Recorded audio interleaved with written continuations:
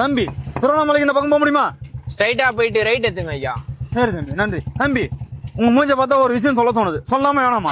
ஏன் மூஞ்ச பார்த்தாவா? ஆமா, அப்படி ஓரமா நான் சொல்லுவேன். என்ன ஐயா சொல்றீங்க? சொல்றேன் தம்பி. தம்பி, நீங்க நினைக்கிற காரியம் 2024 கண்டிப்பா கைகூடும். என்ன ஐயா சொல்றீங்க? கண்டிப்பா கைகூடும்.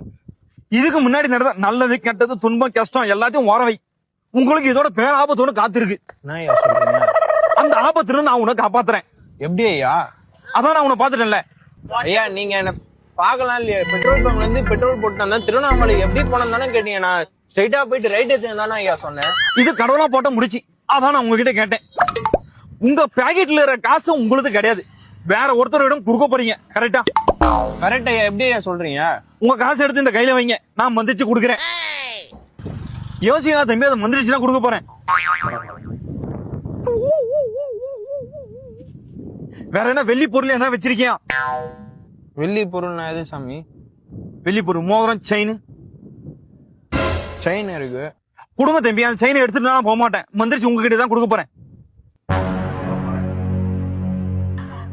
உங்க ரெண்டு கையை இப்படி நீட்டி இப்படி மடக்குங்க.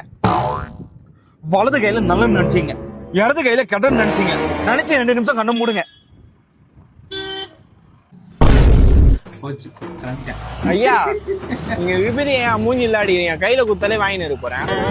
வேற எதுக்கு விபதி? வாயிலாம்